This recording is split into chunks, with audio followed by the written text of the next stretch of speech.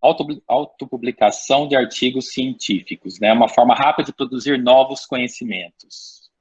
Esse é o título da nossa fala de hoje. E eu gosto de uma fala mais informal, né? Então, às vezes tem umas piadas aqui camufladas. Quem me conhece já, os alunos, sabem mais ou menos fazer a leitura dessas piadas.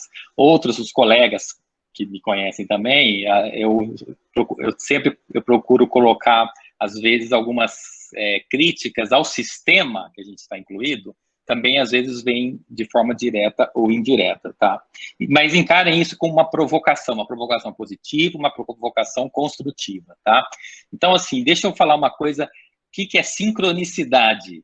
Eu vou dar a minha definição de sincronicidade e tem outras definições melhores, né, provavelmente, quem primeiro propôs isso. Então, para mim, é quando um conjunto de acontecimentos aparentemente aleatórios, combinados com ações voluntárias, levam ao design inteligente. Quem falou isso? Eu falei isso. Ah, mas com base em que você falou isso? Com base no que aconteceu comigo, que eu vou falar já para vocês. E eu vou mostrar aqui, então, como é que começou esse projeto da revista. Eu vou apresentar para vocês uma revista que nós criamos, um periódico, uma revista científica, com ISSN, indexado e tudo mais. Como que ela começou? Ela começou por causa de uma mochila, né? Então, em 2011, eu trabalhava em São Carlos e um colega, numa das reuniões que a gente participava junto, ele esqueceu uma mochila na sala. Mochila é um objeto meio grande e é um evento raro acontecer, esquecer uma mochila, mas aconteceu que ele esqueceu a mochila, então acabou a reunião, eu peguei a mochila dele e falei, vou lá entregar para ele a mochila.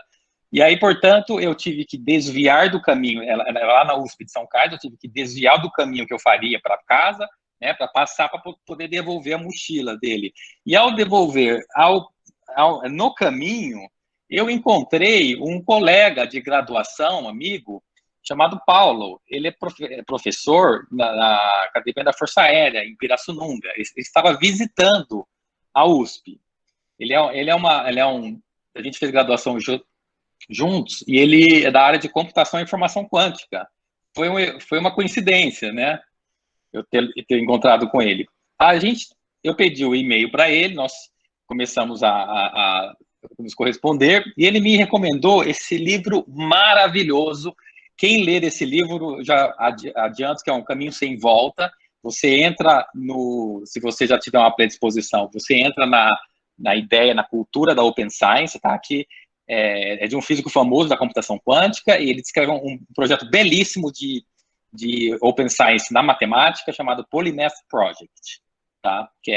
Inclusive tem participação de medalhistas Fields. Então, por meio desse livro, né, que começou pela mochila, pelo esquecimento da mochila, eu conheci o conceito de Open Science, que trata de reprodutibilidade e autoria colaborativa. Como nós temos um exemplo de um artigo do pessoal do CERN, publicado no Physical Review Letters, com 5.154 autores.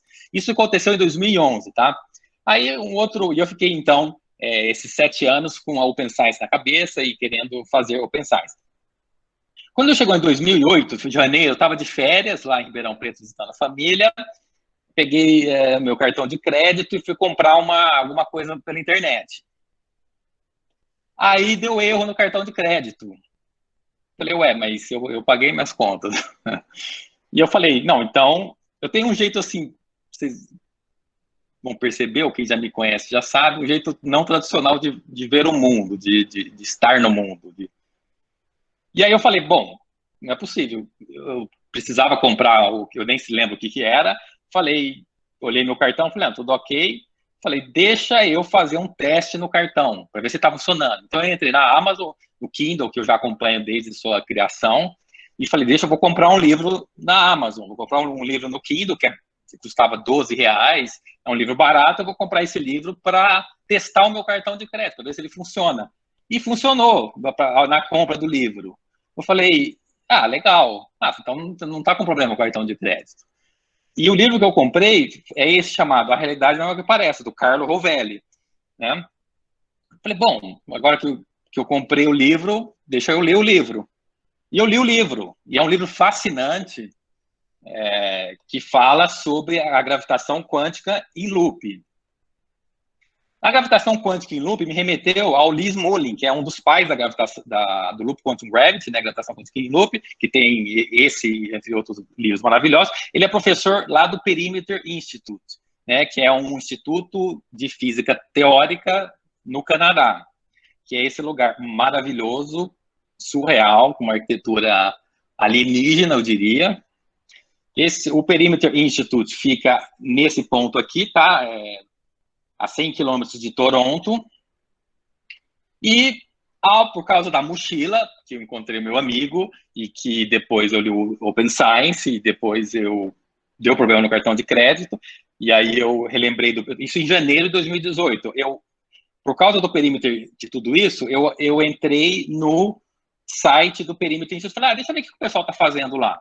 E magicamente apareceu esse evento aqui, que era janeiro de 2018, o evento era 26 a 28 de março, pesquisa aberta, repensando a colaboração científica. Eu falei, nossa, o Perimeter Institute é o sonho de qualquer físico teórico, é um lugar assim surreal para quem conhece. E eu falei, bom, quero ir lá. Comprei as passagens aéreas, avisei minha esposa, nessa ordem, né? E pegamos o avião e chegamos em Waterloo, Canadá. Aqui eu estou em frente ao Perimeter Institute, um lugar mágico, maravilhoso. Sentei na poltrona para sair bem na foto. Aqui é o hall de entrada do prédio. Ele tem uma arquitetura, como vocês vão ver, parece uma nave. Eu nunca entrei numa nave alienígena, mas parece o interior de uma nave de outro planeta, né? Aqui é o refeitório. Bom, tá no refeitório, precisei tomar um café da manhã light aqui, com bacon, ovo, que é uma combinação muito boa. Depois você pode só jantar, né? Evidentemente, esse é o meu prato aqui. Depois uma sobremesa. E para tirar um pouquinho o gosto do açúcar, né? Uma deliciosa pizza. Aqui, eles têm um local para criança, né? Uma sala específica só para atender a criança. Estava tendo uma exposição aqui mostrando o Big Bang. Aqui é um dos halls de entrada. Tem você vê que a arquitetura assim maravilhosa. Tem um iPad gigante aqui. Aonde você vai? Eu faço questão de mostrar essas fotos, tá? Eu quero gastar com vocês aí uns 8 a 10 minutos, porque quando eu era estudante e eu ouvia as experiências dos meus professores, né, indo para a Europa, voltando, depois indo para não sei aonde, voltando, depois indo, eu achava isso maravilhoso. Então, entenda essas fotos que eu estou mostrando como os estudantes, como um incentivo. Estudem muito, estudem mais ainda, façam mestrado, façam doutorado, façam pós-doutorado 1, pós-doutorado 2. Tem professores que, às vezes, para chegar a essa professor, faz 5 pós-doutorados, não tem problema. Quanto mais você estudar, melhor. Então, por isso que eu estou mostrando essas fotos, tá? Aonde você vai lá nesse lugar, tem um quadro negro. Qualquer canto, só no banheiro não tinha, né? Mas tinha tomada, tinha umas coisas diferentes lá. Mas, enfim, aí aqui é um quadro negro. Eu fiz questão de deixar minha marca aqui, falar que o espaço é discretizado, porque eu acredito realmente que ele é discretizado. Aqui é uma sala maravilhosa, que esse aqui um pouco, entra como como é que eu falo? É uma provocação para os gestores e futuros gestores aqui presentes ou que assistirem a essa reunião. Eu peço quase que, pelo amor de Deus, façam uma sala dessa. Isso é uma sala inteligente. 2, 4, 6 quadros negros, mesas amplas, espaçosas, para o aluno poder aprender mais, entendeu? O lugar de estudo tem que ser um lugar aconchegante. Então, essa é só uma das salas que tinham lá. Aqui é um auditório que tem ali, é tão surreal que tem lousa na parede, nas duas paredes laterais. Eu acho que só no teto, que nem no chão, que não tinha lousa. Aqui foi uma palestra do Nobel de Química, que a gente assistiu. Aqui é a sala onde estava tendo o evento. Aqui é o nosso amigo de Harvard, porque é muito importante esses eventos para fazer um networking. E aqui é a foto final do evento, né? E aqui é a Universidade de Waterloo, que, aliás, o Perimeter Institute fica em Waterloo, né, na cidade de Waterloo, que tem a Universidade de Waterloo, que é gigante. Bom, aqui começa a parte do conteúdo, né? Então, assim, por causa desse evento que eu fui, que nós fomos lá no Canadá, em um evento em ciência aberta, eu descobri uma coisa chamada Overlay Journal, tá? Que foi feita por é um tipo de revista que foi criado por um matemático medalhista Fields, tá? Aqui está o blog dele, onde ele comenta sobre esse tipo de revista, que eu vou falar mais adiante. Daí, quando eu retornei do Canadá, eu fiquei trabalhando, até que eu me deparei com a seguinte ideia, que eu considero brilhante, porque também é uma ideia brilhante, não estou dizendo que é minha. Eu olhei aquela frase de Newton sobre os ombros de gigante, ela se aplica muito bem aqui, porque eu peguei o que o medalhista Fields da matemática fez e repliquei, né? Então, o que eu fiz? Eu localizei o Center for Open Science, né, o Centro da Ciência Aberta nos Estados Unidos, que ele tem vários serviços gratuitos, entre eles é um repositório de pré-print. O repositório de pré-print é importante porque ele te dá uma estampa, tipo como que você, uma estampa de data temporal, que garante a autenticidade do seu documento naquele dia, naquele mês, naquele ano, naquela hora, e garante a autoria do seu trabalho. Então, se ele enviou para o servidor, ele fica lá para sempre, tá? Ele tem políticas de longo prazo, então não vai se perder o seu documento. É um servidor eles têm aqui, algo gigante, mas entre eles tem um servidor de pré-print. Então eu falei, bom, eu vou agregar isso, e é gratuito. Agreguei isso com o WordPress, que hospeda conteúdo de forma gratuita, e agreguei isso ao e-mail, que é gratuito, para comunicação. Então o que acontece? O WordPress é a fachada da revista, é a plataforma que você vai encontrar as informações. O e-mail é para comunicação, peer review e tudo mais, o repositório de pré-print é para guardar os artigos. Então, aqui, ó, tem... Então, bom, aqui tá, o site da revista é ojmp.org, de Open Journal of Mathematics and Physics, tem o ISSN. A revista nasceu 11 de maio de 2019, às 21h55, e a partir de seu nascimento, houve, então, aqui, 12 de maio, 1h19 da manhã, o seu primeiro artigo, em que eu mostro de forma heurística que um buraco negro, que há boas razões para crermos que um buraco negro é oco, ou seja, não tem espaço nem tempo dentro dele. A partir daí, 12 de maio, teve 14 de maio, 15 de maio, 18 de maio, e assim sucessivamente. Esse artigo é bem interessante também, ele mostra a origem do infinito da delta de Dirac, que é tão utilizada na física.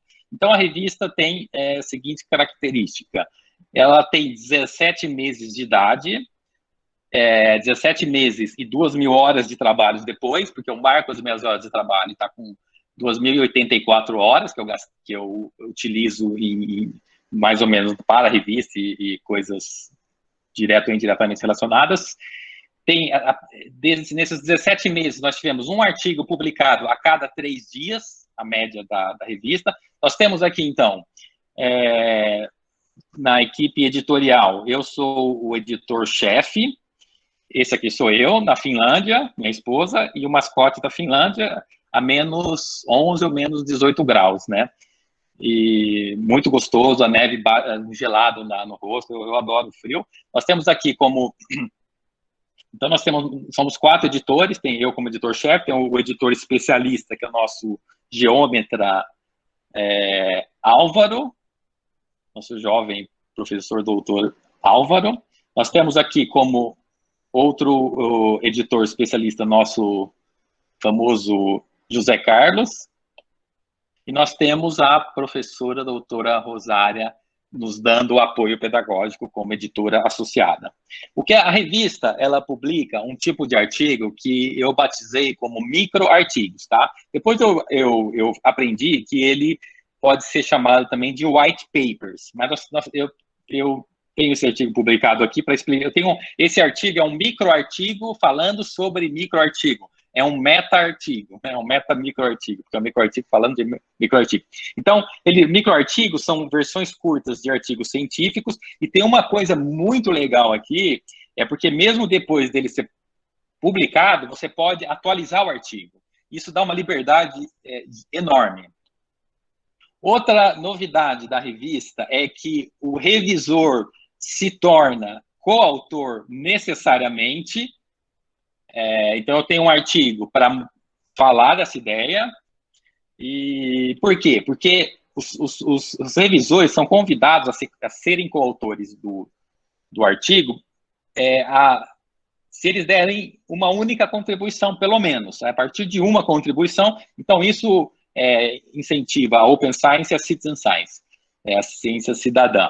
E por quê? Porque o peer review precisa ser recompensado pelo enorme esforço intelectual exigido na tarefa, certo? E a Open Science não está preocupada se tem 1.000 autores, se tem 5.000, se tem 10.000 autores, não tem problema. Ela está preocupada em uma série de outros elementos que nós, ativistas da Open Science, acreditamos que são mais importantes.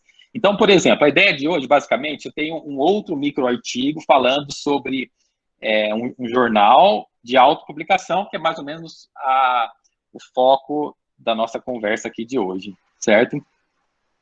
Então, assim, o que fala esse artigo? Qual que é a ideia? A ideia é causar uma ruptura entre a publicação e a agência de controle de qualidade, tá?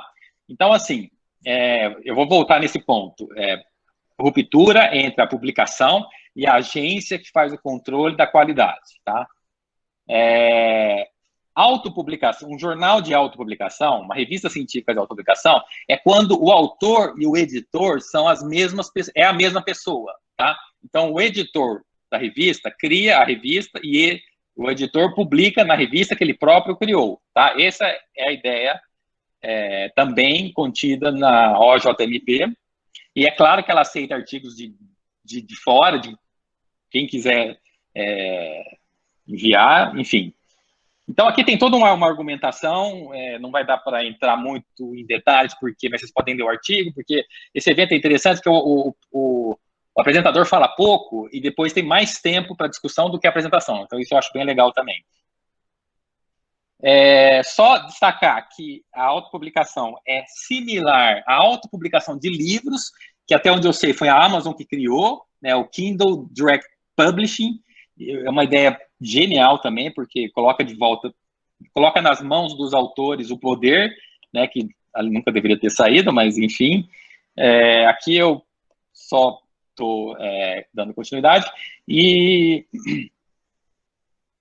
Então, assim, falando que o Overlay Journal, que é você usar um repositório de pré-print para hospedar os artigos, porque ele é mais robusto, ele guarda os arquivos para você, você não precisa se preocupar, ele é longo termo, né? Então, é um modelo alternativo robusto. Tem um artigo aqui que eu recomendo, que é o 7, que é como criar o seu Overlay Journal, tá? Então, eu escrevi um microartigo com passo a passo, o que você precisa fazer para criar o seu próprio Overlay Journal. Outra característica da nossa revista, em vistas da Open Science, é que a publicação é independente do peer review, certo? Nós separamos, publicação é uma coisa, peer review é outra. As revistas tradicionais não separam isso. Então, o que a gente usa? Nós usamos o conceito de revisão após a publicação. Isso é um pouco old school. Lá na época do Einstein, na época do Einstein, não existia peer review, como existe hoje. Os editores faziam o filtro, né, do que vai ser publicado, do que não vai ser. Mas não havia aquela ideia tal como existe hoje. Então, essa ideia da ruptura, veja o que significa. Significa que você, no futuro, digamos que as pessoas tenham aderência com essa ideia no futuro, então as pessoas então teriam cada cientista teria seu próprio jornal, sua própria revista científica, em que ele publicaria seus próprios artigos e artigos de outros, de fora, né? E separado disso, viriam agências de controle de qualidade. Então, a agência de controle de qualidade atesta, né, porque você precisa de uma métrica e a nossa sociedade é competitiva, o que não deveria, mas até que isso mude, e precisa usar métrica. Então, a agência de controle de qualidade faria a qualidade das revistas de cada cientista. Tá? Então, é mais ou menos isso que eu estou propondo. E, enfim, então, existe uma flexibilidade nos white papers e nos microartigos, que os artigos podem ser escritos em qualquer formato que seja mais conveniente para o leitor e para o autor. No meu caso, eu utilizo o formato de white papers com itens numerados, né, como vocês estão vendo, essas coisas, essa tela que eu apresento é um print de artigos publicados na revista, tá? Então tem essa estrutura aqui numerada. Então essa ruptura, eu acho que eu já expliquei, eu estou computando aqui o tempo, então essa parte eu expliquei. A ideia, você que cria o seu jornal, publica artigos de qualidade, porque vai estar o seu nome lá, você não quer ter o seu nome associado com artigo de baixa qualidade, né? Você quer ter o seu nome associado com artigos de alta qualidade. Então, se a revista tem o seu nome como editor-chefe, se o artigo vai ter o seu nome como autor principal do artigo, você não vai querer que ele seja de baixa qualidade. Então, enfim, senão pega mal. E a questão da Open Science, essa parte, esse item 28, ele é importantíssimo. O que é publicado é muito mais importante do que onde é publicado, tá? Não estou dizendo que as revistas de altíssimo impacto não mereçam atenção. Essa aqui é só uma ideia complementar, mas existem muitas coisas boas publicadas e que às vezes não é levado em conta o que é publicado, né?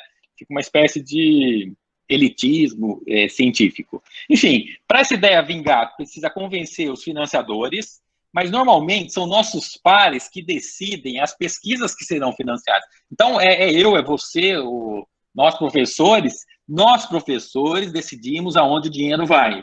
Então, se entre nós professores tiverem adeptos a essa ideia de autopublicação, de revistas com artigos bons e interessantes, e esse dinheiro começar a ser direcionado para aquelas pessoas que valorizam a ciência aberta, assim como está acontecendo internacionalmente, então isso significa promover essa ideia.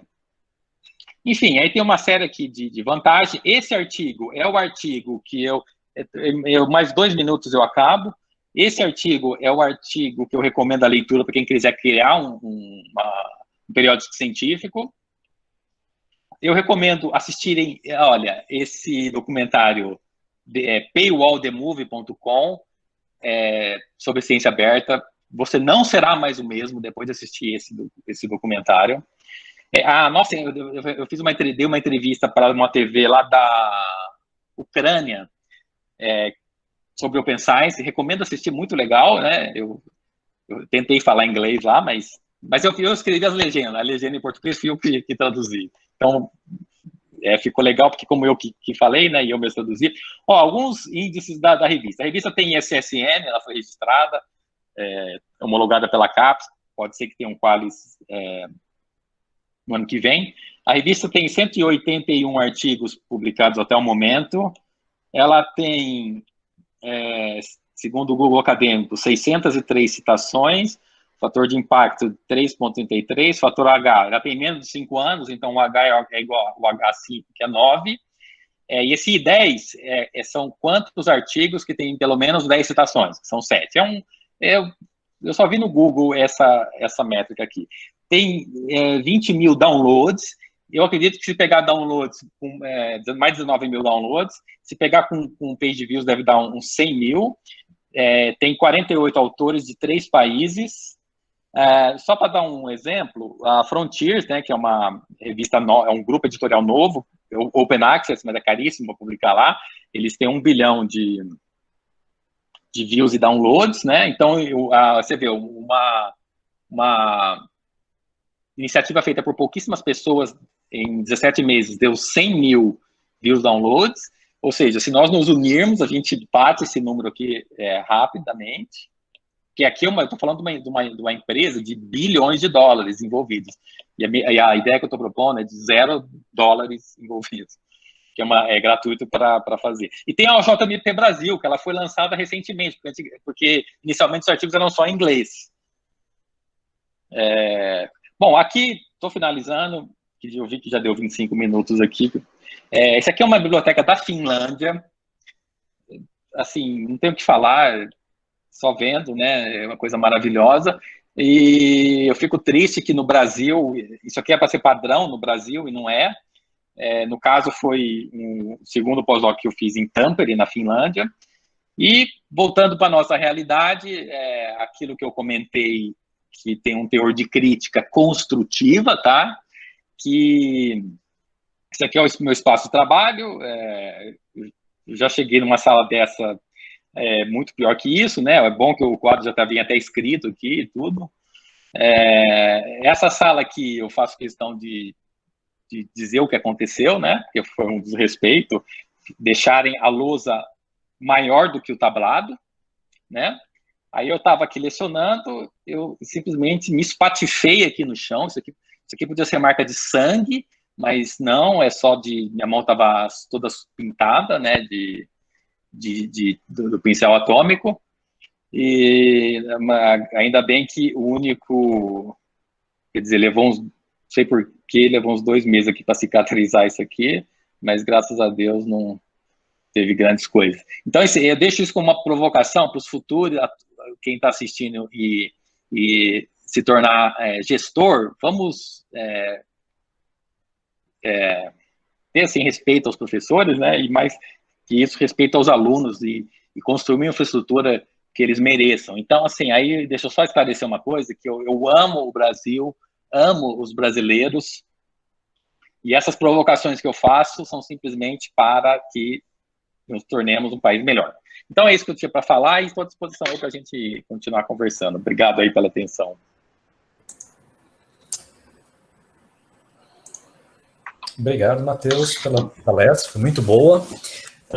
Vamos deixar então aberto para perguntas, né? Vamos ver se... Pessoal, quem tiver pergunta pode colocar aqui no chat, né? Ou fazer inscrição, se quiser fazer a pergunta com o microfone, professor Matheus. Isso, fiquem à vontade, perguntem, que a gente tem que discutir sobre esse tema.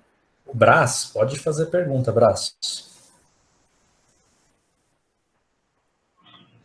Boa noite a todos e a todas, né? Bom, para aqueles que não me conhecem, eu sou o professor Brás Batista Vaz, sou do curso de História, então eu sou digamos assim, né, uma figura completamente fora do balaio aí, né, do pessoal aí das ciências exatas, né? Eu acho extremamente artístico, né, as contas que o Matheus faz, apesar de não entender do que ele está escrevendo.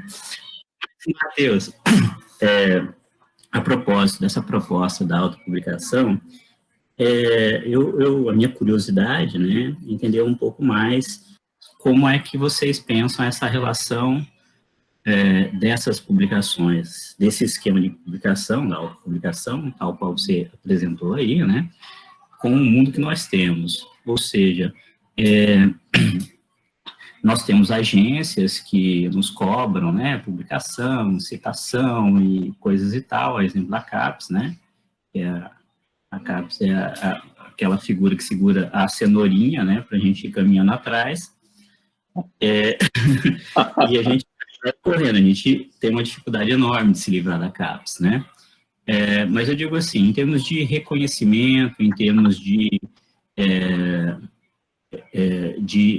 participação, né, nessas métricas oficiais, ou seja, nessa forma de avaliar, né, cursos, programas, como que essa autopublicação, esse sistema tem relacionado com essa esse outro segmento das publicações, que é a Big Science, aí, que você já comentou, né? Como é que é o reconhecimento, como é que está o crescimento dessa proposta, o envolvimento, especialmente de diferentes áreas, se você tiver informações a respeito, para nos falar um pouco, a princípio, mais ou menos nesse sentido.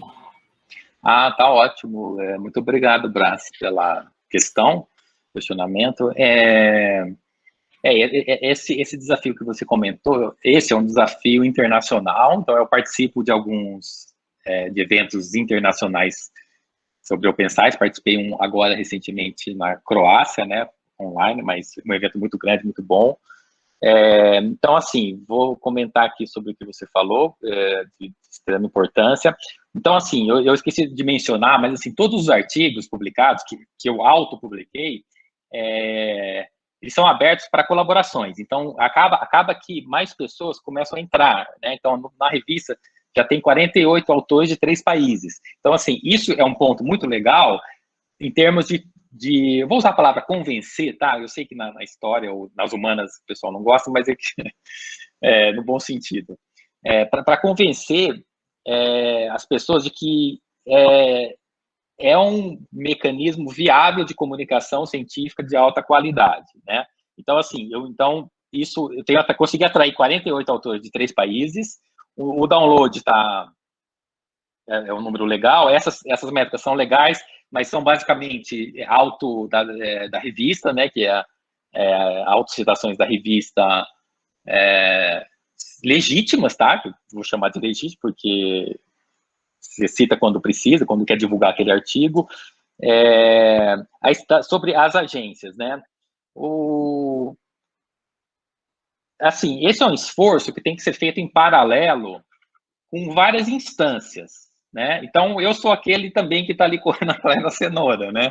E aí, então tem uma coisa importante, porque assim, o ano passado, nós publicamos artigos com docentes do Mestrado Nacional Profissional em Ciência Física e do Mestrado Profissional em Matemática, tem 2 programas. Então, o que a gente fez? Eu cadastrei a revista foi homologada lá, e a partir do ano que vem ela vai ter um Qualis. Não sei se é Qualis C que eles vão dar para a revista, ou se for um B4, ótimo, né? Se eles levarem em consideração essa métrica do Google acadêmico, é uma métrica boa, com H9. Agora, eu não sei se eles consideram só as métricas comerciais, vou chamar assim, tá? Web of Science, aquela coisa. Então, a gente não está cadastrado nessas métricas comerciais, porque nós somos alternativos, né? Meio hippies, assim. Então, quando você estava falando, eu lembrei de alguma... deixa eu ver se eu lembro de alguma outra. Bom, eu acho assim, a questão é que nossos pares são, normalmente, a gente fala CAPES, né? CAPES é um tal órgão ali do governo, mas são nossos pares, professores, nossos colegas que estão lá dentro, que eles falam sim ou não para o coisa, para o dinheiro, mas é nossos colegas. Então, vamos supor, se eu conseguir convencer você, a gente conseguir multiplicar essa ideia, dali vai ter por exemplo, meu supervisor lá no Núcleo de Computação Científica da Unesco, que eu trabalhei de 2011 a 2013, ele era avaliador de projeto universal, né? Porque ele está no CERN, ele fazia parte do CERN, ele faz parte daquele artigo da PRL 5.154 autores, que o pessoal do CERN publica 60 artigos por ano, e ele faz parte do Universal. Se eu conseguir convencer ele que, valoriza aí Open Science, ele vai valorizar, entendeu? Então, eu acho que isso vai garantiria cenouras, né, pra gente nos alimentar aí.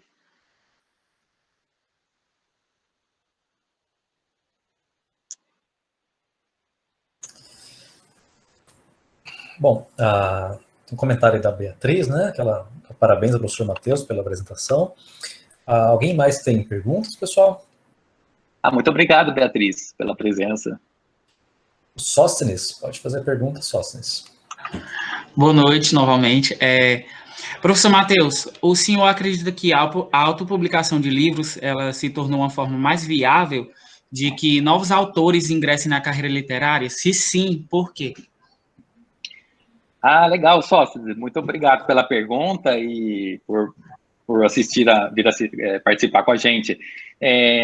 Sim, a autopublicação que eu conheço hoje é a do Kindle só, né? Tem outras, mas eu acabei que eu me apeguei a ela. E eles têm uma série até de vantagens, assim, fazem prêmios, premiações, né? É uma maneira maravilhosa para os dias de hoje para a pessoa entrar no trabalho editorial, né, de escrever livros em diversos formatos, porque se você tem um computador em casa e abre um Word ou qualquer outro aplicativo e escreve seu livro, você publica ele e você pode deixá-lo gratuito, cobrar R$1, R$10, R$100, o quanto você quiser. E é importante falar de dinheiro, porque a gente vive no sistema capitalista, né, por enquanto. Então, lá você ganha 70%, 75% do valor do livro, não 8%, como seria numa editora de papel, né, digamos assim, tradicional.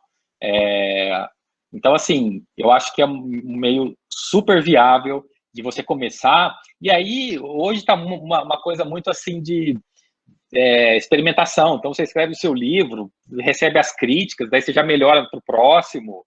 Então, assim, eu acho uma forma excepcional, maravilhosa para começar a se tornar autor.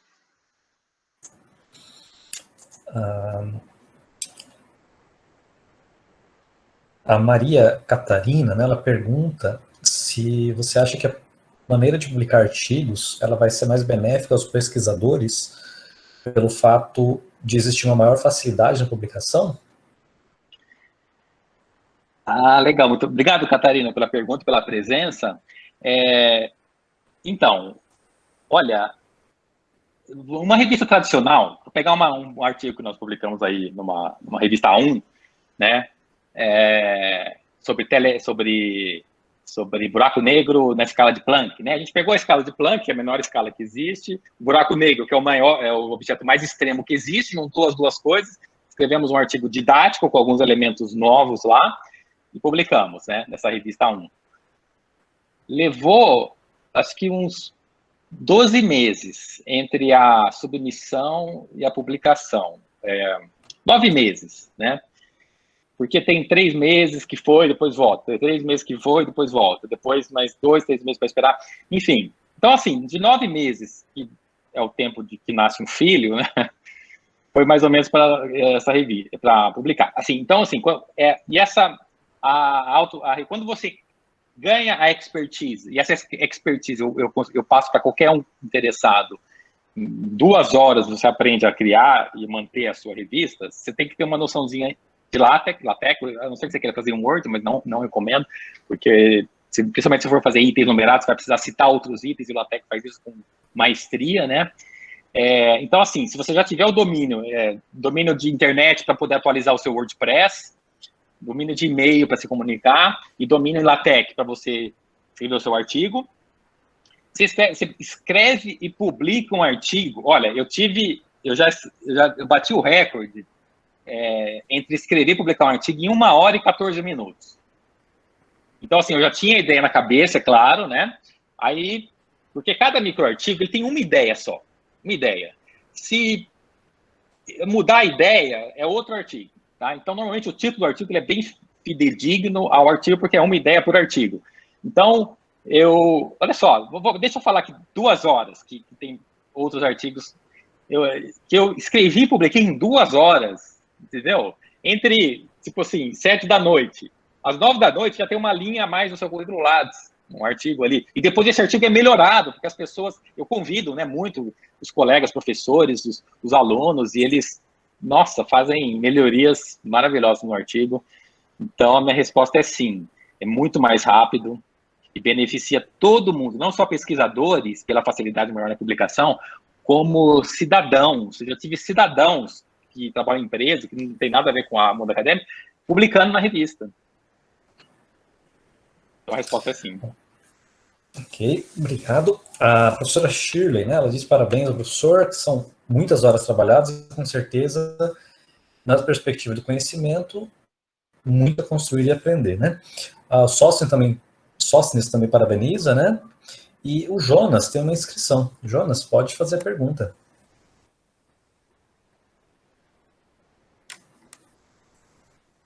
Bom, boa noite, professor Matheus. Como você falou, o microartigo tem uma ideia, né, por microartigo, e você disse uma vez que tinha a meta de algum momento, pegar esses microartigos e montar um grande artigo para publicar numa grande revista, por ela ter um alcance maior, né, de um público maior. Então, você já conseguiu fazer isso com algum artigo? Jonas, muito obrigado pela pergunta, pela presença. Excelente pergunta, e eu vou te atualizar aqui a minha estratégia. Depois que você faz 30 anos, começa a mudar algumas coisas no seu corpo e na sua mente. Depois que você passa dos 40, muda mais ainda, tá? Então, assim, hoje, eu ganhei um entusiasmo. Então, porque quando eu te falei isso, há um tempo atrás, eu me lembro muito bem de ter falado isso para a turma, eu acho que a revista tinha 17 artigos. Eu me lembro, eu contando com o Caio, assim, lá em frente à sala G1, falei, Caio, tem 17 artigos. Ele, nossa, já tem tudo isso. Agora tem 10 vezes mais, né, 181. Então, naquela época, a OJMP, ela era uma incubadora de ideias.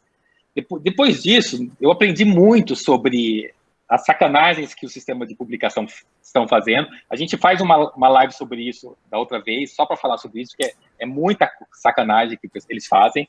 É a empresa mais lucrativa da história da humanidade, a Elsevier, por exemplo, que é a número 1, né? Ou seja, por quê? Porque o autor trabalha de graça para produzir um produto para ele de graça, o revisor revisar de graça, o editor editar de graça, e ele ganhar milhões de dólares por ano de cada universidade do mundo. Então, assim, é surreal o que eles estão fazendo. Assista esse documentário que eu falei, do Paywall the Movie, vocês vão ficar revoltadíssimos, como eu fiquei. Então, assim, Jonas, aquilo que eu falei, aquilo que o Matheus falou há um ano atrás, já não existe mais.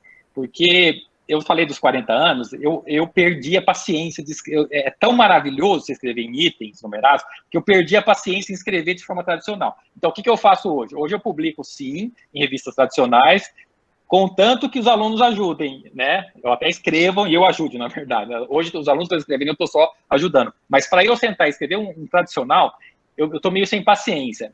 Então, aí eu mudei a estratégia, quando eu falei para você, publicar numa grande revista, agora eu inverti a estratégia.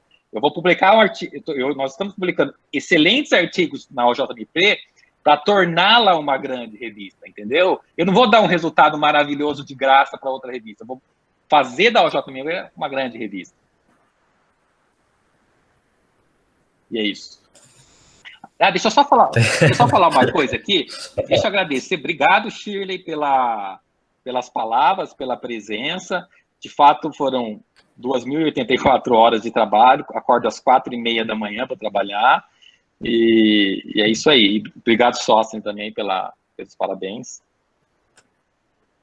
Bom, o Brás, né, ele pergunta quais são as características de um microartigo, se existem itens obrigatórios, laudas, ou quantidade de palavras, referências. Excelente. Olha o seguinte, olha, a característica do microartigo, assim, é uma ideia por artigo. Se a ideia, você pode ter um item no artigo, tá? Se a ideia, se esse item, você pode, muitos prêmios Nobel falam que a ideia Nobel surgiu de um cafezinho, né? E é verdade isso. Você está tomando um café lá com os seus colegas, um fala uma coisa, outro fala outra, putz, isso aqui dá um Nobel. Você vai lá, faz no laboratório ou no computador e ganha o Nobel, né? Então, assim, se ideias Nobel saem de um cafezinho, por que não pode sair de um microartigo? Então, o item obrigatório é ser uma novidade, de alguma forma, pode ser um único item. Eu tenho um artigo que eu gosto de ousar, entendeu? Eu gosto, assim, de balançar o sistema. Eu tenho um artigo publicado com 2 palavras, 2 letras, uma palavra, tá? Porque o recorde mundial foi de um matemático, John Conway. Eles publicaram um artigo com duas palavras e uma figura, num artigo tradicional. Os caras publicaram um artigo científico de matemática tradicional numa revista com uma figura e 2 palavras. Aí eu falei, você quer saber? Eu vou colocar a pergunta no título do artigo e vou publicar o artigo com uma palavra. E publiquei um artigo que tem uma palavra de 2 letras. Mas, assim, é só para... claro que os outros artigos não têm essa característica, né? Mas só para responder essa pergunta,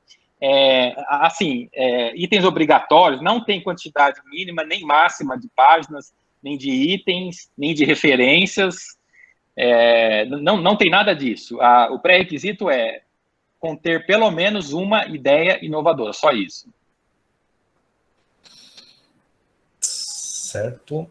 A Maria Catarina, né, ela diz que o professor Matheus tem ótimas ideias e contribuições, e agradece. E o Jonas também faz um comentário, né, de se tornar uma grande revista, isso é muito bom. Obrigado pela resposta. Bom, pessoal, se tem mais alguma pergunta, alguém ainda? Bom, se não tiver, a gente agradece ao professor Matheus pela excelente apresentação, né? E a gente ainda deixa 2 recados para os nossos alunos. Um é para aqueles que ainda não seguem a nossa página no Instagram, sigam lá, é física.araguaína. E o outro, a professora Érica acabou de colocar aí o link, e o outro é que a gente está fazendo uma pesquisa com os nossos alunos que já formaram, né? Então, é importante essa pesquisa para a gente, e a gente vai deixar o link aí também, para aqueles que possam preencher esse formulário, certo? A Caroline, parabéns ao professor Matheus, ótima apresentação. Muito obrigado, pessoal, muito obrigado mesmo. Bom, então, eu vou encerrar a gravação. Acho que é isso. Matheus, obrigado mais uma vez pela apresentação. Pessoal, acompanhem a gente, vai ter novos seminários já nas próximas semanas, né? E a gente vai conversando aí. Uma boa noite. Muito obrigado, Danilo, então, pela oportunidade. Boa noite. Boa noite e um abraço para todos.